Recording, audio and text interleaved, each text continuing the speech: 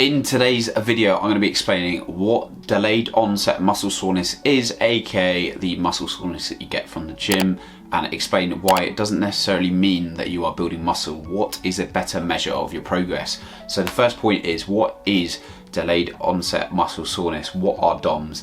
Now, these are typically the aches that you get from a new stimulus in the gym. No one exactly knows the precise cause of DOMS, why we get these aches, but you can usually expect them between 24 hours and 72 hours after intense exercise.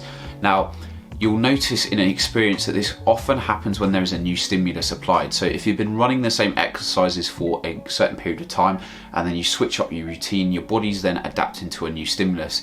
And in my experience, I noticed that I sometimes get DOMS more when I've added new exercises into my routine. So if you are new to training completely and you've just started the gym, expect there to be some form of DOMS, some aches in the first few weeks.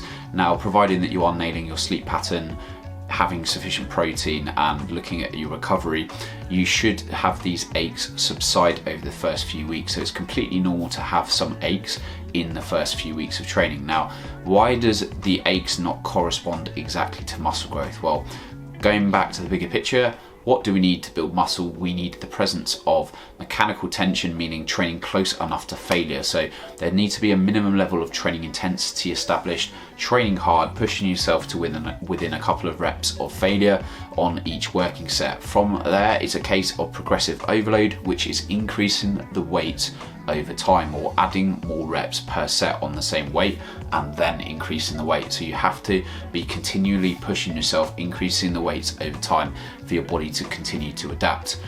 If it doesn't challenge you, it's not going to change you essentially. So progressive overload and training intensity, so mechanical tension, these are the main signals that your training is working. So I could go into the gym, for example, and do 500 sets of bicep curls at a light weight, and eventually I'm going to get really fatigued, right? So eventually, if you do enough sets, enough reps, you are going to get tired. Now, I could wake up the next day really fatigued and aching a lot from the gym because I've done 500 sets of bicep curls. However, if all of those sets were not that good quality, then I'm not actually building muscle, right? If I've just picked the weight that I was doing last time, I haven't actually increased the weight versus the prior time. Now, this doesn't mean that I'm going to be building muscle. So, this is an example, an extreme example of how people go through the motions in their gym sessions, add on tons and tons of sets, thinking that the total amount of work that they do is going to correspond to building more muscle. But the problem is, if you go above this stimulus to fatigue ratio, so stimulus from the gym, here is your fatigue and how much you can recover.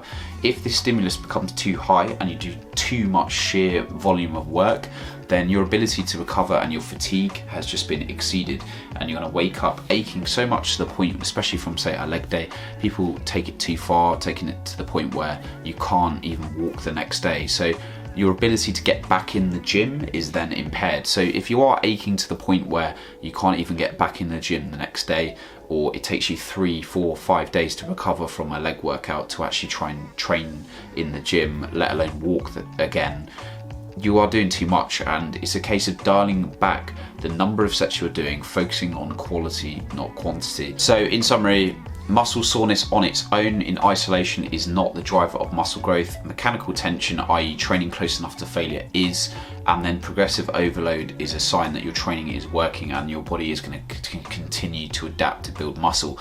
So assuming that you are progressing the weights over time, this is a better measure of progress, and simply going into the gym and swinging weights about until you're really sore the next day is not going to do anything in isolation on its own.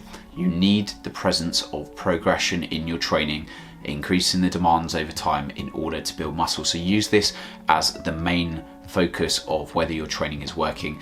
If you have a bit of aches along the way, that is completely normal. Sometimes you are going to be a bit less recovered, but do not get to the point where you can't walk the next day because you are so sore from your training. This is an indication that you are overtraining and you need to dial back the sheer amount of work you're doing, focus on recovery, and then go again. I hope you found the video useful. If you're new to the channel, press that subscribe button and hit the like button.